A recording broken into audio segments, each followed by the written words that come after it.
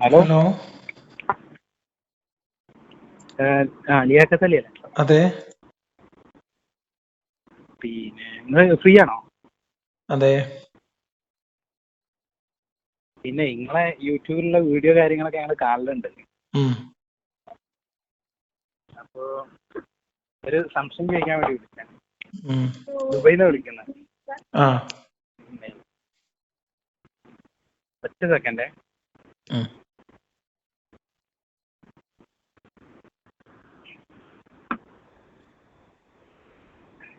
Hello. ആ പറയൂ. പിന്നെ നിങ്ങളെ വോയിസ് കേൾക്കുമ്പോൾ നമുക്കൊരു ഡൗട്ട് തോന്നാറുണ്ട് നിങ്ങളത് സംസാരം കേൾക്കുമ്പോൾ. ഉം.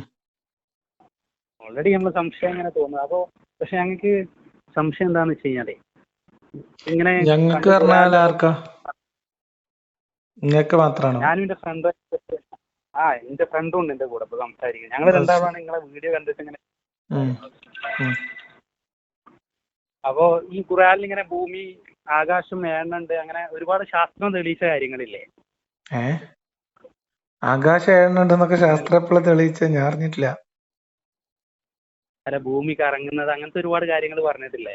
അല്ല ഈ ആകാശം ഏഴെണ്ണം തന്നെ നമുക്കൊന്ന് പറഞ്ഞാല് ആകാശം ഏഴെണ്ണെന്ന് ശാസ്ത്രം തെളിയിച്ചോ? ശാസ്ത്രം ആകാശം തന്നെ ഇതുവരെ അല്ല കണ്ടെത്തിയിട്ടില്ല എന്നാണ് ഞാൻ മനസ്സിലാക്കുന്നത്. ഖുറാനിൽ പറഞ്ഞ പല കാര്യങ്ങളും ഉം. പലതായിട്ട് തെളിയിക്കപ്പെട്ടിട്ടുണ്ടല്ലോ ശാസ്ത്രീയപരമായിട്ട്. എനിക്കറിയില്ല. ഏതെങ്കിലും ഒന്ന് രണ്ടെണ്ണം നിങ്ങൾ പറഞ്ഞാൽ നമുക്ക് നോക്കാം. ഞാൻ ശാസ്ത്രജ്ഞനൊന്നല്ല, എന്നാലും ആ. നിങ്ങൾക്ക് ഭയങ്കരമായിട്ട് അത്ഭുതം തോന്നിയ ഒരു സംഭവം എന്താ? 7 ആകാശങ്ങളുണ്ട്, ചന്ദ്രനെ പിളർത്തിയത്, അങ്ങനത്തെ 7 കാര്യങ്ങളൊക്കെ. ആകാശോ? ഭൂമി 7 ആകാശം ഏഴാകാശത്തിലേക്ക് എനിക്കറിയില്ല. പോയി. നിങ്ങൾക്ക് അറിയെങ്കിൽ പറഞ്ഞേരി എന്താണ് 7 ആകാശം? ഒരു ആകാശം എന്താ? പിന്നെ ചന്ദ്രനെ പിളർത്തി എന്നുള്ള ചന്ദ്രനാരെ പിളർത്തി? ഇതൊക്കെ ശാസ്ത്രം പിളർന്നിട്ടാണ് തെളിയിച്ച് ഭൂമി നിങ്ങളോട് ആരാ കറങ്ങുന്നത്. പറഞ്ഞ? ഉസ്താദന്മാര് പറയണതാ? അല്ല ഇത് നമ്മള് ചെറുപ്പത്തിൽ പഠിക്കുന്നില്ലേ? ചെറുപ്പത്തിൽ നമ്മൾ അങ്ങനെയുള്ള. അങ്ങനെ എന്തൊക്കെ പറയണ? ഇസ്ലാം സമാധാനാണ് എന്ന് വരെ നമ്മൾ പഠിച്ചിട്ടില്ലേ? അത് പഠിച്ചിരിക്കുന്നു. ഇതിനകത്തോ പുറത്തോ എവിടെയെങ്കിലും നിങ്ങളെ സമാധാനം കണ്ടുകണ? അതല്ല അപ്പൊ നിങ്ങള് ഇപ്പൊ വിശ്വസിക്കുന്നത്, നിങ്ങൾ ദൈവം ഉണ്ടെന്ന് വിശ്വസിക്കുന്നുണ്ടോ? ദൈവം ഉണ്ടോ ഇല്ല എന്നുള്ളത് നമ്മളെ വിഷയമേ അല്ലല്ലോ മനുഷ്യനെ സംബന്ധിച്ച്. വെറുതെ ആവശ്യമില്ലാതെ ആലോചിച്ച് വിശ്വസിക്കാൻ കൂട്ടുന്നതല്ലേ.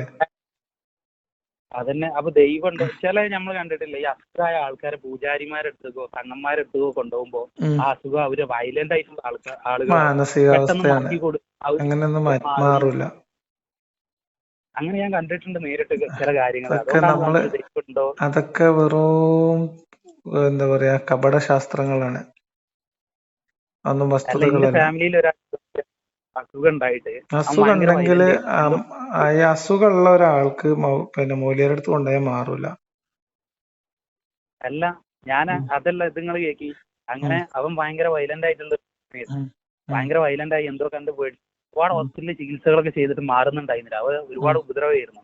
ഉം. അങ്ങനെ ഒരു തങ്ങളെടുത്ത് കൊണ്ടുപോയപ്പോൾ തങ്ങൾ പറഞ്ഞത് ഞങ്ങളെ കൊണ്ട് മാറ്റാൻ പറ്റില്ല, ഇത് ഏതെങ്കിലും ഹിന്ദു ഇങ്ങനെ ആചാര്യന്മാരില്ല അവരെടുത്ത് കൊണ്ടുപോകണം എന്നറിയും. ഉം. അങ്ങനെ പുള്ളിയുടെ ഹിന്ദു അവരെടുത്ത് കൊണ്ടുപോയപ്പോൾ അവര് പറഞ്ഞു ഇങ്ങനെ എന്താ സംഭവം ഒരു എന്നറിയോ? കോയിനെ വേണം.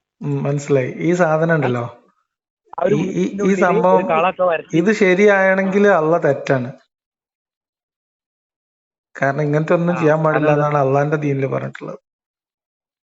അല്ല ഇസ്ലാം അല്ല ഇതിൽ നമ്മൾ നോക്കുന്നത്. ഉം. അല്ലെ ദൈവത്തെ ഉണ്ടോന്ന് ഇല്ല, ദൈവം ഉണ്ട് എന്നുള്ളതിന് ഇതൊന്നും തെളിവല്ല. ആളുകളുടെ മാനസികാവസ്ഥയിലെ പ്രശ്നങ്ങൾ ഉണ്ടാവുന്നതും സൈക്കോളജിക്കൽ ഇഷ്യൂസ് പിന്നെ ഉണ്ടാവുന്നതൊന്നും ദൈവത്തിന് തെളിവല്ലല്ലോ. ഹോസ്പിറ്റലിൽ നിന്ന് മാറാൻ കഴിയാതെ ആ പൂജാരി അത്രയും വൈലന്റ് എന്ന് പറഞ്ഞാൽ അവൻ ഒരു മാസങ്ങളോളം അങ്ങനെ ഉണ്ടായിരുന്ന ആള് ഒരു ദിവസം കൊണ്ട് നോർമലായി പോയി. ഇപ്പൊ അവൻ കല്യാണം കഴിഞ്ഞ അതും എന്തെങ്കിലും മാനസികമായ പ്രശ്നമായിരിക്കാം മാറലും. പിന്നെ എല്ലാ മാനസിക അതെങ്ങനെ പ്രശ്നങ്ങളും മാറി. സ്ഥിരമായിട്ട് നിൽക്കുന്നതും കാലാകാലത്തേക്കുള്ളതും അല്ല. സൈക്കോളജി അല്ലെങ്കിൽ സൈക്കാട്രി ഏരിയ അല്ലെങ്കിൽ ന്യൂറോ സയൻസ് ഡെവലപ്പ് ആയിക്കൊണ്ടിരിക്കുന്ന ഒരു കാര്യമാണ്. ഇത് കുറെ പണ്ടത്തെ കാര്യമല്ലേ നിങ്ങൾ പറഞ്ഞത്? പണ്ടത്തെ കുറച്ചു കാലം മുന്നേ ഉണ്ടായതാണ്. അപ്പൊ അങ്ങനെയാണെങ്കിൽ അതേ സിറ്റുവേഷനുള്ള എല്ലാരെയും അവിടെ കൊണ്ടുപോയി മാറണം. അത് മാറൂല. നമ്മൾ എങ്ങനെയാണ് ഒരു കാര്യം അങ്ങനെ ഒരു സംഭവം കണ്ടപ്പോ അപ്പൊ ദൈവമായ ദൈവത്തെ വിശ്വസിക്കണോ ഹിന്ദുവായ ദൈവത്തെ വിശ്വസിക്കണോ? ദൈവം ഉണ്ടോ ഇല്ലേ ഉണ്ടില്ലേ ഏത് ദൈവമാണ് ശരി എന്നുള്ള കൺഫ്യൂഷനാണ്. അതാണ്. ഈ ഒരു സംഭവം ഇനിയിപ്പോ അങ്ങനെ സംഭവിച്ചു എന്ന് തന്നെ വെക്കുക. ഒരു ഒരു ഒരു ഇൻസിഡന്റ് അങ്ങനെ സംഭവിച്ചു എന്നുള്ളത് കൊണ്ട് നമ്മൾ എങ്ങനെയാണ് ഈ പ്രപഞ്ചത്തിന്റെ പിന്നിലുള്ള ശക്തി ആ ആളാണ് അല്ലെങ്കിൽ അത് ആരാണെന്ന് മനസ്സിലാവുക? നമുക്കത് മനസ്സിലാക്കാൻ പറ്റില്ലല്ലോ. നമുക്ക് സങ്കല്പിക്കാനല്ലേ അപ്പോഴും വകുപ്പുള്ളൂ. പക്ഷെ ഇത് എന്തുകൊണ്ട് മാറുന്നു എന്നുള്ളതിനുള്ള നമുക്കിങ്ങനെ അങ്ങനെ അതിശയം കൂറാനല്ലേ പറ്റുള്ളൂ. അപ്പൊ നമുക്ക് വേണമെങ്കിൽ അപ്പൊ ദൈവം ഉണ്ട് എന്ന് അത് വെച്ചിട്ട് നമുക്ക് തെളിയിക്കാൻ പറ്റൂലല്ലോ. ഇതാണ് ഇതിന്റെ പ്രശ്നേ. നമ്മള് ഇനിയിപ്പം ഇസ്ലാം എന്ന് പറയുന്ന മതം അല്ലെങ്കിൽ ഏത് മതങ്ങളായാലും ആ മതങ്ങളെ നമ്മൾ അതിന്റെ ആകത്തുകയിലല്ലേ പരിശോധിക്കേണ്ടത്. അവിടുന്ന് ഇവിടുന്ന് പൊട്ടും പൊടി എടുത്തോളുന്ന കാര്യമില്ലല്ലോ. ഒരുപാട് പ്രവാചകന്മാർ വന്നില്ല. അപ്പൊ ഈസ വന്ന് അവര് ഒരു മതം പറഞ്ഞു. അതൊക്കെ നബി മുഹമ്മദ് നബി പറഞ്ഞ കഥയല്ലേ. ഈസ നബി വന്നു, മൂസ നബി വന്നോണ്ടല്ലേ അതും ഇത് ഒന്നല്ല എന്നാണല്ലോ ഇപ്പൊ ക്രിസ്ത്യാനികൾ പറയണത്. ഇപ്പൊ എന്ത് നമ്മള് അല്ല, അതിന്റെ മുന്നേ ഒരുപാട് നബിമാര് വന്നിട്ട് ഈ മതം ഒരു കാലഘട്ടത്തില് ഒരു കാലഘട്ടത്തില് മതങ്ങള് ഉണ്ടായിക്കൊണ്ടേയിരുന്ന ഒരു കാലഘട്ടം ഉണ്ട്. ഇപ്പൊ അങ്ങനെ പുതുതായിട്ട് പുതിയ മതങ്ങളൊന്നും അധികം ഉണ്ടാവണില്ല. ആ കാലഘട്ടത്തിൽ പല മതങ്ങളും പല കഥകളും ഉണ്ടായിട്ടുണ്ട്. ഇപ്പൊ പിന്നെ അധികം അങ്ങനെ മതങ്ങളൊന്നും ഉണ്ടാവണില്ല. അതില് എല്ലാ മതങ്ങളും അവരുടെ മതമാണ് ശരി എന്ന് പറയണു. ചില മതങ്ങൾ വന്നിട്ട് എല്ലാ മതങ്ങളും ഈ എന്റെ മതത്തിന്റെ മുൻഗാമികളാണെന്ന് പറയണു. ഇതിനൊന്നും നമുക്ക് വ്യക്തമായ കൃത്യമായ തെളിവോ ഒന്നുമില്ല. ഞങ്ങളിങ്ങനെ മനുഷ്യന്മാരിങ്ങനെ കൺഫ്യൂഷൻ ആക്കുന്നു മാത്രം. ഇല്ല, മതത്തിന്റെ ഏതെങ്കിലും ഒരു ദൈവം ഉണ്ട്? ഇല്ല, ഞാൻ വിശ്വസിക്കുന്നില്ല. ദൈവം എന്ന് പറയുന്ന കൺസെപ്റ്റ് തന്നെ മതങ്ങളിൽ നിന്ന് കിട്ടുന്നതല്ലേ. അപ്പൊ നമ്മളാ സൃഷ്ടിച്ചത്, നമുക്കൊരു സൃഷ്ടാവ് ഉണ്ടാവില്ല, നമുക്ക് എല്ലാത്തിനും ഒരു സൃഷ്ടാവ് ഉണ്ടാവും. അല്ല, ഇതിന്റെ റീസൺ ഉണ്ടാവും. എന്താ നമുക്ക് അറിയില്ലല്ലോ. നമുക്കറിയുന്നില്ലല്ലോ. ഇനിയിപ്പോ ഞാൻ പറയട്ടെ, ഇതിന്റെ പിന്നിലൊരു സൃഷ്ടാവുണ്ട്. ആ സൃഷ്ടാവ് ഒളിച്ചിരിക്കാന്ന് വിചാരിച്ചോ. നമ്മളെന്തിനാണ് ആ ഒളിച്ചിരിക്കുന്ന സൃഷ്ടാവിനെ തെരഞ്ഞെടുക്കുന്നത്?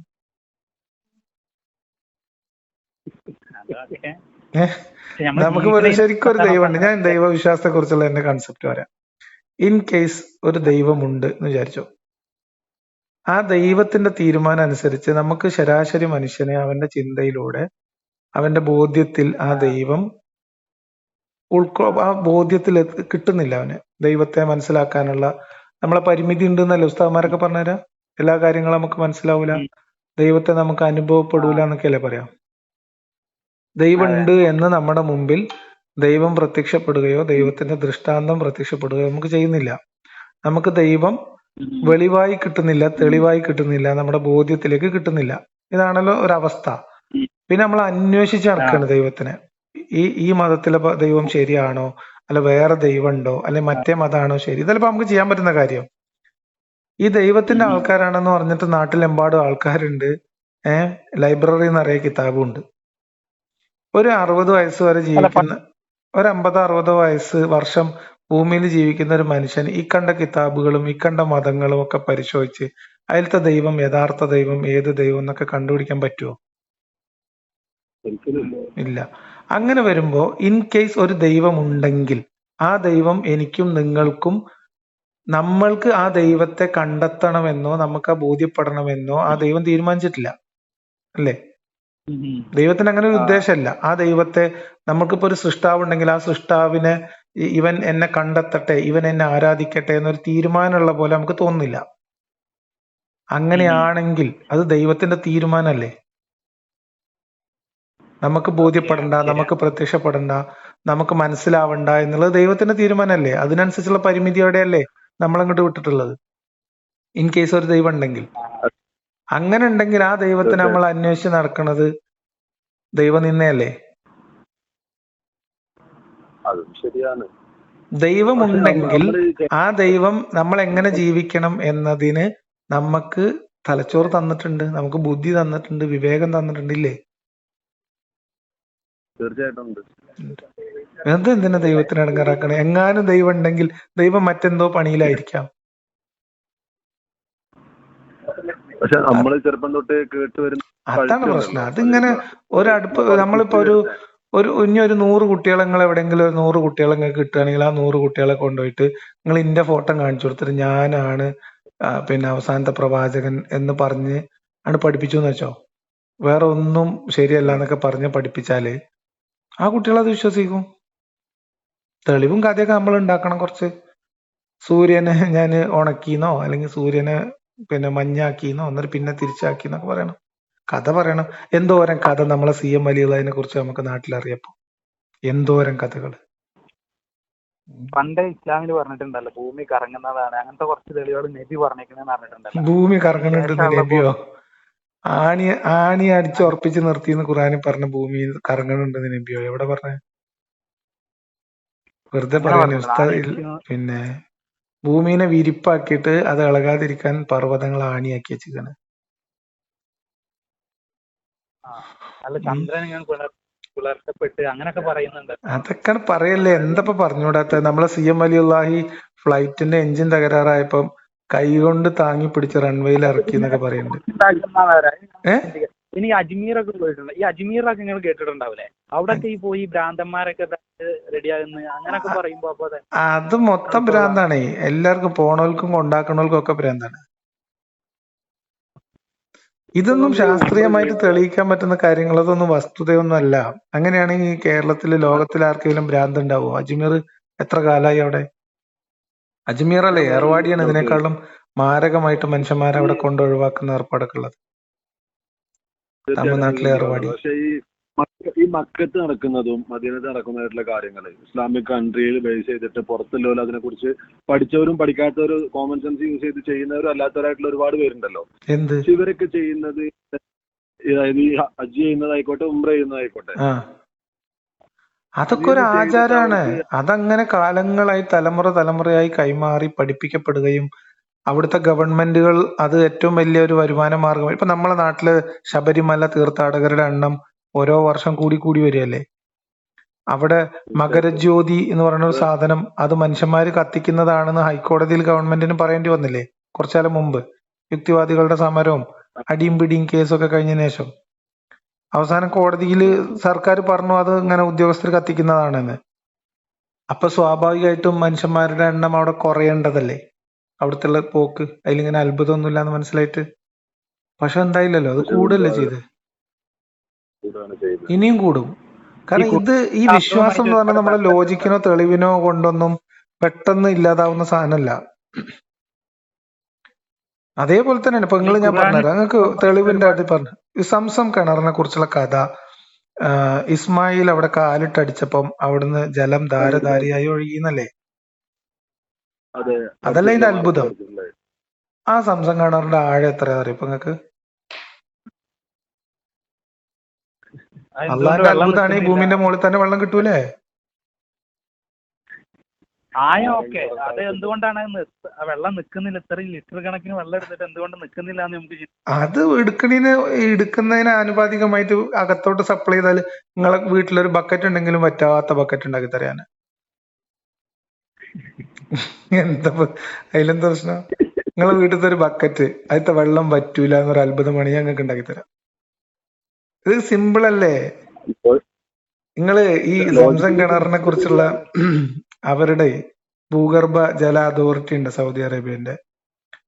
അപ്പോ അതിനകത്ത് അതിന്റെ ക്ലിയർ ആയിട്ടുള്ള മാപ്പ്, എങ്ങനെയാണ് അവിടത്തേക്ക് വെള്ളം ഹാർവെസ്റ്റ് ചെയ്യുന്നത്, അവിടെ വെള്ളത്തിന് കുറവ് വരുമ്പോ എന്താ ചെയ്യുന്നത്, എന്തൊക്കെ തരം ഫിൽട്രേഷൻ ആണ് ഇതിനകത്ത് ചെയ്യുന്നത്. നിങ്ങൾ വിചാരിച്ച സംസം പ്യുവർ വാട്ടർ എങ്ങനെ കിട്ടുകയെന്നാണ്? അല്ല. ഗവൺമെന്റിന്റെ ഉണ്ട് SGS എന്ന് പറഞ്ഞിട്ട് ഒരു സംശയം. മുഹമ്മദ് നബി ഇപ്പൊ ഈ ഇസ്ലാം എന്ന് അത്രീയമായിട്ടാണ് കണ്ടെങ്കിൽ പോലും പുള്ളിക്കാരൻ മരിക്കുമ്പോ വരെ പത്തിനെ കാക്കണേന്നൊക്കെ പറഞ്ഞിട്ട് അവര് എങ്ങനെ സഹിക്കും എന്നൊക്കെ പറഞ്ഞ കരഞ്ഞിന്നൊക്കെ ചരിത്രം നമ്മൾ കേട്ടിട്ടില്ലേ? മരണം എന്നിട്ട് ഒരാൾ അങ്ങനെ അതിന് ആത്മാർത്ഥത കാണിക്കേണ്ട ആവശ്യമുണ്ടോ? പിന്നെ മുഹമ്മദ് നബി അങ്ങനെ ശരിക്കും വിശ്വസിച്ചിരുന്നോ ഇല്ലെന്ന് നമുക്ക് ഉറപ്പില്ലല്ലോ. ശരിക്കും എന്ത് വിശ്വസിക്കുന്നു? മുഹമ്മദ് നബിക്ക് ഇനിയിപ്പോ ഇത് ഇങ്ങനെ തോന്നിയെന്നോ ഇങ്ങനെ ജിബ്രീൽ വലുതായിട്ട് തോന്നിയിരുന്നോന്നും നമുക്ക് ഉറപ്പിച്ച് പറയാൻ പറ്റില്ല. നമ്മളെ ആളുകൾക്ക് പല ആളുകൾക്കും നമ്മൾക്ക് ശബ്ദം കേൾക്കുന്ന ആൾക്കാരുണ്ട്. അതായത് ആളുകൾ നമ്മളോട് സംസാരിക്കുന്ന ആൾക്കാര്, അതൊരു മാനസികാവസ്ഥയാണ്. ചിലത് കാണുന്ന ഈ ജിന്ന് ആൾക്കാരുണ്ട്, കേറി അതൊക്കെ ഒരു സൈക്കാട്രിക് ഇതാണ്, അവസ്ഥകളാണ്, സൈക്കോളജിക്കൽ ആയിട്ടുള്ള അവസ്ഥകളാണ്. ഇനിയിപ്പൊ അങ്ങനെ എന്തെങ്കിലും വല്ല അവസ്ഥയും പുള്ളിക്ക് ഉണ്ടായിരുന്നോ എന്നുള്ളത് എനിക്കറിയില്ല. അത് നമ്മൾ ആരോപിക്കുന്നതിൽ ശരിയില്ല. പക്ഷെ ഇത് ഞാൻ പറഞ്ഞത്, നിങ്ങൾ ബാഹുബലി സിനിമ കണ്ടിട്ടില്ലേ? ബാഹുബലി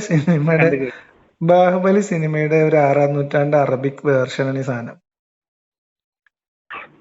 അത് നിങ്ങള് ബാഹുബലി സിനിമ ഒന്ന് ശരിക്ക് കാണുക. എന്നിട്ട് പിന്നെ സീറത്ത് റസൂലുള്ള അത് കിട്ടാൻ പാടാണ് മലയാളത്തിൽ കിട്ടൂല, ഇംഗ്ലീഷിലുണ്ട്. ഇനി പോട്ടെ, നമ്മളെ പിന്നെ ഈ ഓറിയന്റലിസ്റ്റുകൾക്ക് മറുപടിയൊക്കെ ചേർത്തിട്ട് എഴുതിയ തേജസ് പബ്ലിഷ് ചെയ്തിട്ടുള്ള ദൈവദൂതനായ മുഹമ്മദ് അല്ല, സോറി, ഹുസൈൻ ഹൈക്കൽ എന്ന് പറഞ്ഞ ഒരാൾ എഴുതിയിട്ടുള്ള മുഹമ്മദ് എന്ന് പറഞ്ഞിട്ടൊരു പുസ്തകമുണ്ട്. ആ പുസ്തകത്തില് മുഹമ്മദിന്റെ നുബുവത്തിന്റെ ഒക്കെ മുൻപ്, മുഹമ്മദ് നബി ജനിക്കുന്നതിന്റെ മുമ്പത്തെ ഒരു കഥയുണ്ട്. അവിടെ മുതൽ, അതായത് അബ്ദുൽ മുത്തലിബിന്റെ 2 തലമുറ പുറകിലോട്ട് പോയിട്ട് അവിടെ മുതൽ ആ ചരിത്രം ഒന്ന് വായിച്ചാല്, എന്നിട്ട് മക്കം ഫത്തഹിൽ ആ കഅബന്റെ സൂക്ഷിപ്പുകാരനെ വിളിച്ചു വരുത്തിയിട്ട് താക്കോൽ അയാളത്ത് മേടിച്ചിട്ട് തിരിച്ച് അയാളുടെ അടുത്ത് തന്നെ കൊടുക്കുന്ന ഒരു രംഗമുണ്ട്. അത് വരെ ഒന്ന് വായിച്ചാൽ മതിയില്ല.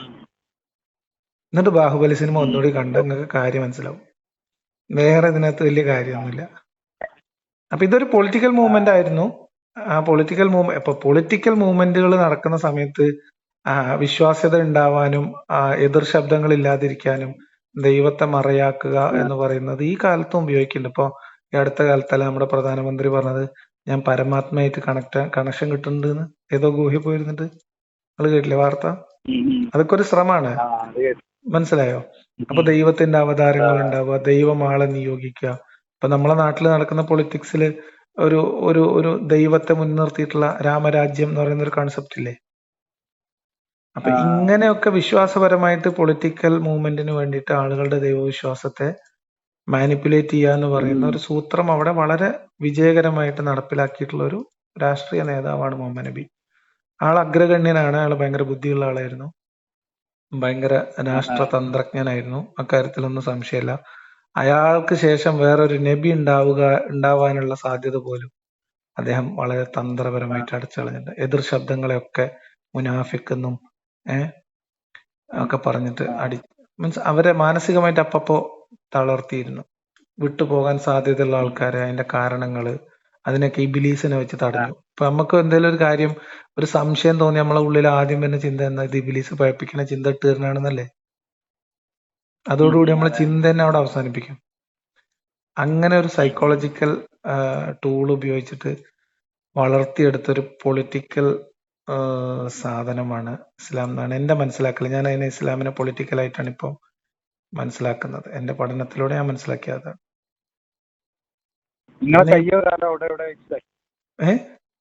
അപ്പൊ നമ്മളിപ്പോ നോർമൽ അള്ളാന്ന് പറഞ്ഞാണ്ട് വേദന വന്നാൽ വിളിക്കൂലേ?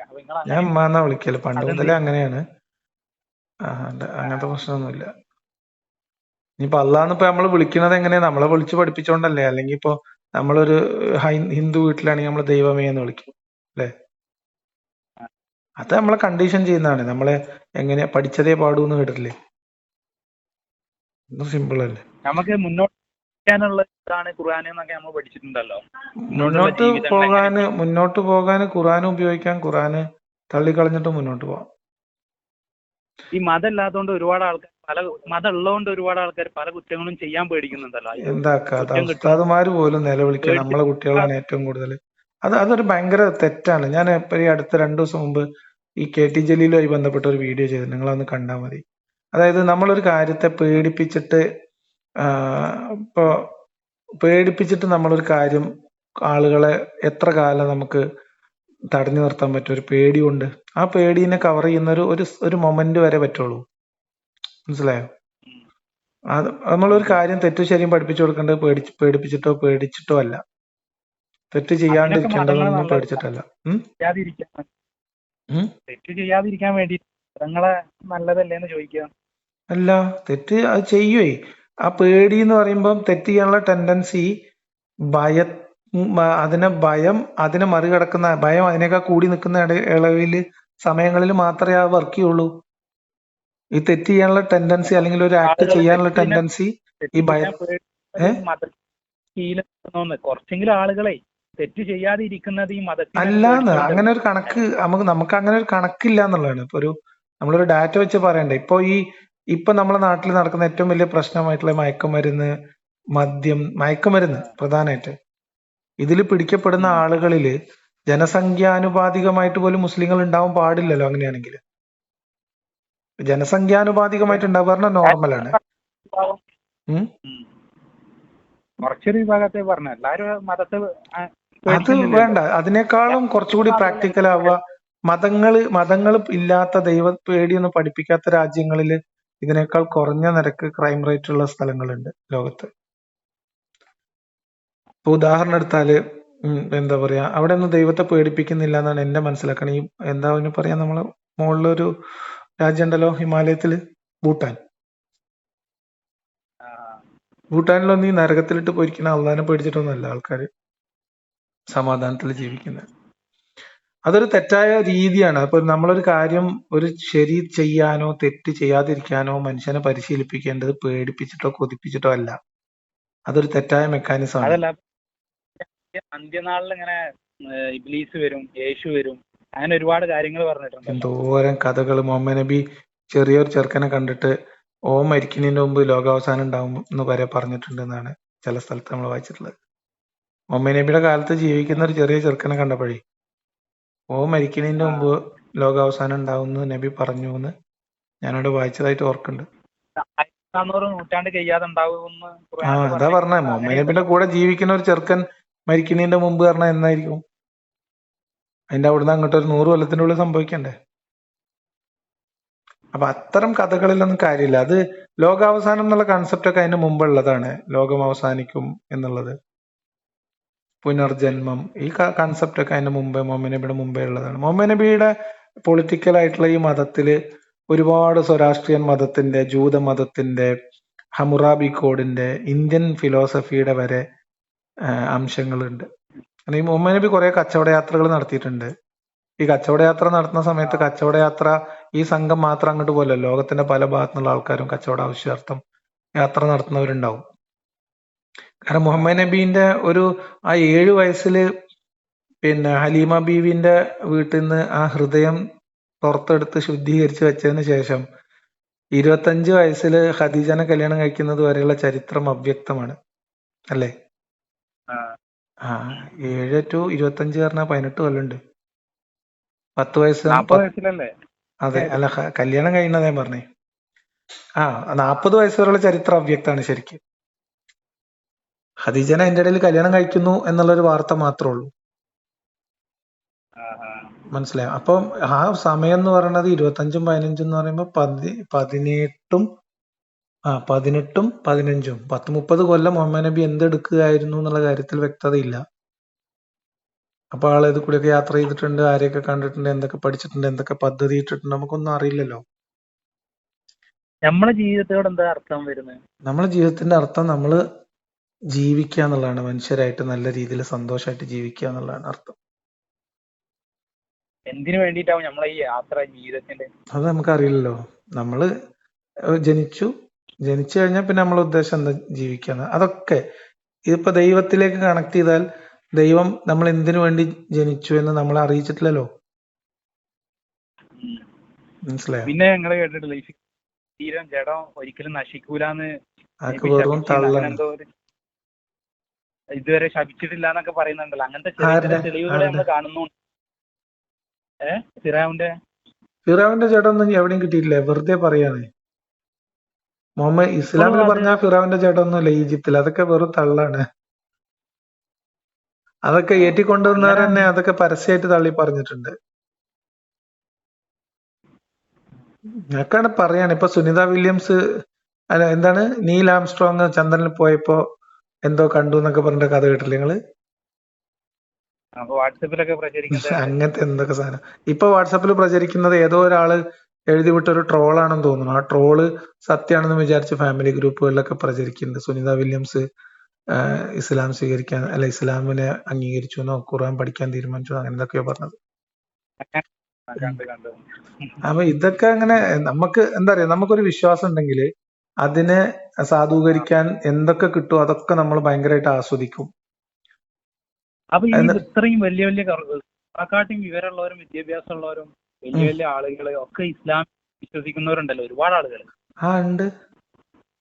അവർക്കൊക്കെ അതിന് ഓരോ അവരൊക്കെ റീസൺ ഉണ്ടാവും. ചിലവര് സത്യമായിട്ടും അതങ്ങനെ തന്നെയാണെന്ന് ചെറുപ്പത്തിൽ മനസ്സിലാക്കി കൊടുത്ത ആ കണ്ടീഷൻ ചെയ്യപ്പെട്ട മാനസികാവസ്ഥയിൽ തന്നെ പോകുന്ന ആൾക്കാരുണ്ടാവും.